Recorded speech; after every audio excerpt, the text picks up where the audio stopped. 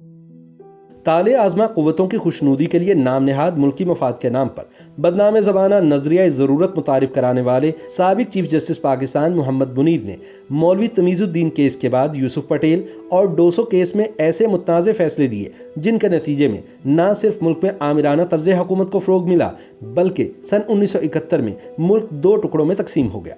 नाक़दीन कहते हैं कि नौज़ायदा मुमलिकत की जड़ें खोखली करने में जस्टिस मुनीर का बड़ा हाथ था और तारीख कभी इनके घिनौने किरदार को मुआफ नहीं करेगी। जस्टिस मुनीर को पाकिस्तान की अदालती और सियासी तारीख में मुतनाज़ तरीन चीफ जस्टिस माना जाता है। नाक़दीन उन्हें एक ऐसा शख्स करार देते हैं कि जिसने पाकिस्तान को इसके इब्तदाई दिनों में ही सियासी, समाजी और इक़्तिसादी एतबार से तबाही की तरफ धकेल दिया। मोहम्मद मुनीर ने क़याम पाकिस्तान से कबल बरसग़ीर की तकसीम के लिए कायम किए जाने वाले बाउंड्री कमीशन में ऑल इंडिया मुस्लिम लीग की नुमाइंदगी की।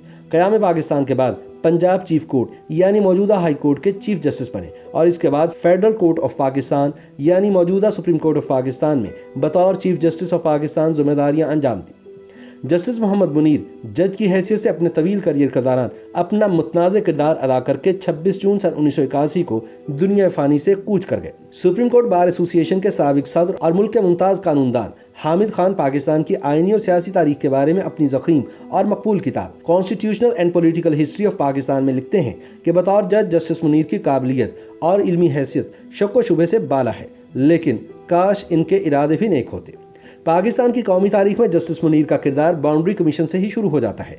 बाउंड्री कमीशन के जरिए पंजाब की ऐसी तकसीम जिसकी वजह से आज़ादी के वक्त बड़े पैमाने पर हिजरत और कत्ल गारत गरी के अलावा कश्मीर जैसा पेचीदा मसला भी पैदा हो गया, जो कि बरसग़ीर की दो बड़ी ताकतों के दरमियान आज भी वजह निज़ा बना हुआ है। कहा जाता है कि जस्टिस मुनीर ने अपने फैसलों में नजरिया ज़रूरत मुतारिफ ना कराया होता तो मुल्क की तारीख मुख्तलिफ होती। जस्टिस मुनीर के मनफी किरदार का आगाज मौलवी तमीज़ुद्दीन केस से होता है। हामिद खान एडवोकेट के मुताबिक मौलवी तमीज़ुद्दीन केस तो सीधा साधा असम्बली की तहरीर के खिलाफ इंसाफ के हसूल का मुकदमा था। वो कहते हैं कि मौलवी तमीज़ुद्दीन केस में आइन और जमहूर की हुक्मरानी के खिलाफ ताकतवर तबकात की मिली भगत के खिलाफ एक ही इदारे यानी आला अदलिया से तवक्को थी, लेकिन ये इदारा भी उन्हीं कुव्वतों के साथ मिलकर इक़्तिदार की कशमकश में हिस्सेदार बन गया।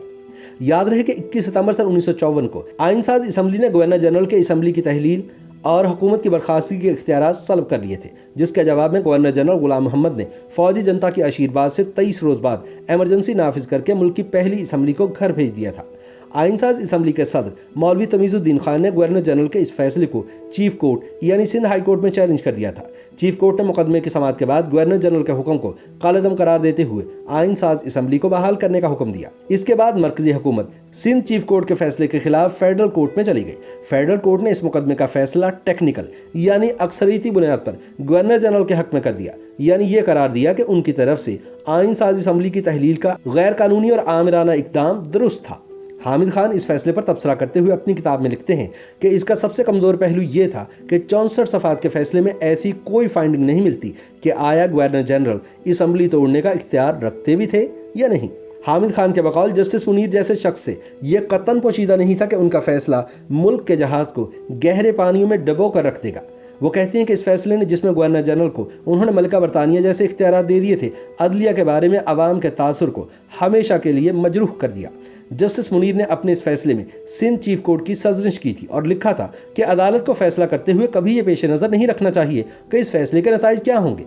हामिद खान इस पर तनकीद करते हुए लिखते हैं कि जस्टिस मुनीर ने सिंध चीफ कोर्ट के फैसले पर तो तनकीद की, लेकिन अपना तर्ज अमल भूल गए और अपने फैसले का जवाब ये पेश किया कि वो इस किस्म का फैसला ना देते तो मुल्क में इनकलाब आ जाता और बड़ी खूनरेजी होती। पाकिस्तान की सियासी, आइनी और अदालती तारीख का अगला संग मील यूसुफ पटेल केस है। इस मुकदमे की जड़ें भी मौलवी तमीज़ुद्दीन केस में पैवस्त थीं। फेडरल कोर्ट ऑफ पाकिस्तान ने नजरिया ज़रूरत की बुनियाद पर मौलवी तमीज़ुद्दीन केस का जो फैसला दिया था, उसके नतीजे में सिर्फ ये नहीं हुआ कि मुकन्नना बहाल नहीं हुई, बल्कि इस फैसले के नतीजे में मुल्क के 46 कवानीन भी कलअदम करार पाए। इस वजह से कार रियासत के रोजमर्रा के उमूर की अंजाम दही भी नामुमकिन हो गई और मुल्क एक बहुत बड़े बहरान से दो चार हो गया। इस सूरत हाल से निमटने के लिए गवर्नर जनरल गुलाम मोहम्मद ने इस फैसले के 6 रोज बाद हंगामी इख्तियारात के हसूल के लिए एक ऑर्डिनेंस जारी कर दिया। गवर्नर जनरल गुलाम मोहम्मद चाहते थे कि तहलील शुदा असम्बली की जगह वो अपने नामजद अफराद के कन्वेंशन मुनक्किद करके एक खुद साख्ता आइन तैयार कर ले। इस ऑर्डिनेंस के जरिए गवर्नर जनरल ने जो इख्तियारात हासिल किए वो गैर मामूली नौइयत के सियासी मुज़मिरात रखते थे। इनमें एक इख्तियार मगरबी पाकिस्तान के 4 सूबों को 1 यूनिट में तब्दील करने और आइन साजी के ज़िम्मे गवर्नर जनरल को तमाम तर इख्तियारात तफवीज़ करने से मुतालिक था। इस मकसद के लिए उन्होंने फेडरल कोर्ट में एक रेफरेंस भी दायर कर दिया, जबकि इन्हीं इख्तियारात को एक शहरी ने भी विफाकी अदालत में चैलेंज कर दिया। ये मुकदमा यूसुफ पटेल केस के नाम से मारूफ हुआ। इस रेफरेंस और यूसुफ पटेल केस के नतीजे में गवर्नर जनरल का ये इख्तियार तस्लीम कर दिया गया कि वो असम्बली तहलील कर सकते हैं। असम्बली की तहलील की वजह से बहुत से कवानीन की तौसीक नहीं हो सकी थी। गवर्नर जनरल ने ऑर्डिनेंस के जरिए हासिल किए जाने वाले इख्तियारात के जरिए इन कवानीन की तौसीक कर दी थी। इस फैसले के जरिए ये तौसीक उस वक्त तक बहाल रखी गई जब तक नई आइन साज असम्बली वजूद में नहीं आ जाती। अदालत ने नामजद अफराद के कन्वेंशन के जरिए आइन साजी की इजाज़त गवर्नर जनरल को ना दी। इन मुकदमात के फैसलों के जरिए गवर्नर जनरल को 100% कामयाबी अगरचे हासिल नहीं हुई थी, लेकिन उनके रास्ते में कोई बड़ी रुकावट भी खड़ी नहीं हुई।